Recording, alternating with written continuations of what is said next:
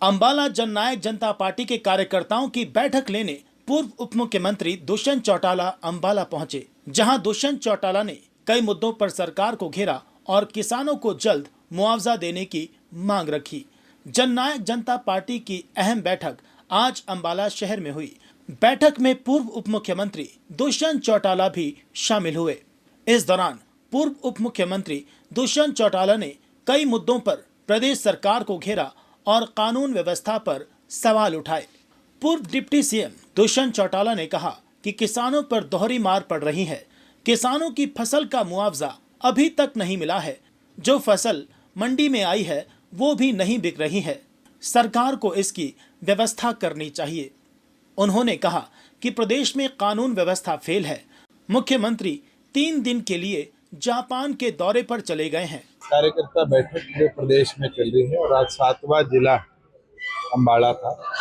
सभी कार्यकर्ताओं की जिम्मेवारी डॉक्टर अजय सिंह चौटाला जी ने लगाई है कि मंडियों का जल्द से जल्द दौरा करें। जो आया हुआ अनाज मंडियों में बेमौसम बारिश की वजह से बर्बाद हुआ है, सरकार इसका मुआवजा दे और मॉइस्चर की प्रतिबंध केंद्र सरकार से अनुमति लेकर हटाकर 21-22 मॉइस्चर तक भी किसान की जीरी को तुरंत खरीदने का काम करें। आज प्रदेश के जो हालात हैं, किसान को दोहरी मार पड़ी। एक तो एस्टिमेशन से ज्यादा बारिश के कारण फसल बर्बाद हुई और अब पकी पकाई फसल इस बेमौसम बारिश के बाद जो बर्बाद हुई है, अब तक सरकार ना तो मुआवजा रिलीज कर पाई है। हम ये मांग करते हैं कि तुरंत प्रभाव से मुआवजा रिलीज किया जाए। 1-2 केसेस तो अंबाड़ा के एक साहिल है हमारा साथी, उसका ही सामने आया है, जिसका क्षतिपूर्ति पोर्टल पर फसल खराबे की उसने रिपोर्ट डाली और जो बचा कुचा अनाज उसका बचा, उसको जब वो मंडी में बेचने गया तो वहां अधिकारियों ने उस पर दबाव बनाया कि क्षतिपूर्ति से विड्रॉ कर, तब जाके तेरा अनाज खरीदा जाए। ऐसी अव्यवस्था प्रदेश के अंदर ना तो कभी देखी गई है। आज तो मैं इतना ही कह सकता हूं कि प्रदेश की जनता त्रस्त है, मुख्यमंत्री मस्त है।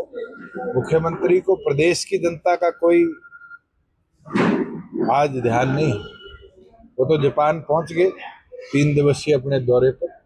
जापान से क्या लेके आएंगे? जापान तो मनोहर लाल जी जब मुख्यमंत्री थे वो भी गए थे, 50,000 करोड़ की वोंडो लाने की बात करी थी। 1 रुपए की वोंडो भी नहीं आई। वो तो खरकोदा को हमने मारुति से विकसित किया। और आज इसी प्रकार से नायब सैनी जी जब हरियाणा की जनता त्रस्त थी, मस्ती में अपना ट्रिप बनाने गए, आज उनको हरियाणा की जनता की तरफ देखना चाहिए। लॉ एंड ऑर्डर सिचुएशन हो, किसान की स्थिति हो, गंभीरता के साथ इसके ऊपर काम। अकेला मैं नहीं कहता, मैंने तो पिछले दिनों भी कहा था गुंडे मस्त है, नायब गायब। आज आप खुद स्थिति देखो, कोई सा ऐसा अखबार नहीं है। और आपके नारायणगढ़ की स्थिति तो ऐसे है जैसी मुंबई की स्थिति 1980 के दशक में हमने देखी थी। सरेआम गोलियां चलती है। जिन लोगों को सिक्योरिटी कवर दिया गया उनके ऊपर भी गोलियां चली।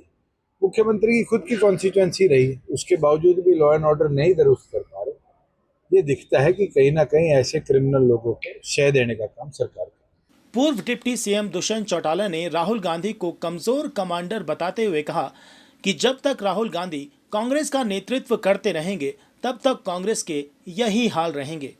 हरियाणा कांग्रेस का अध्यक्ष बना, उस पर बवाल हुआ, यात्रा निकाली और उसमें लोग शामिल नहीं हुए। ऑन रिकॉर्ड में बोलता हूँ, आज बाजरे का एमएसपी 2775 रुपए है। हरियाणा की मंडी के अंदर कोई किसान बाजरा लेके जाता है तो उससे 1800 रुपए में खरीदा जाता है और मंडी के बाहर अगर वो आड़ती को दे देता है तो उसको 2200 रुपए में। ये हालात जीरे के, बाजरे के सरकार ने बनाए हैं।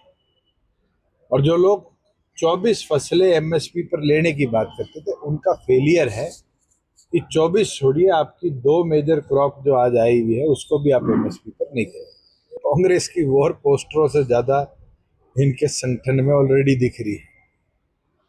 एक यात्रा शुरू हुई, उस यात्रा में कोई नहीं पहुंचा। प्रदेश अध्यक्ष बने, आधे लोग उनके साथ नहीं दिखे। जब तक राहुल गांधी का नेतृत्व कांग्रेस में रहेगा, इस तरह की कांग्रेस की फूट जग जाहिर रहेगी। जब कमांडर कमजोर होता है, आपके यहाँ तो एयरफोर्स और आर्मी दोनों है अंबाला में, अगर कमांडर कमजोर होगा तो क्या आर्मी और एयरफोर्स जैसे संगठन यहाँ स्टैब्लिश रहेंगे? खिंड जाएंगे।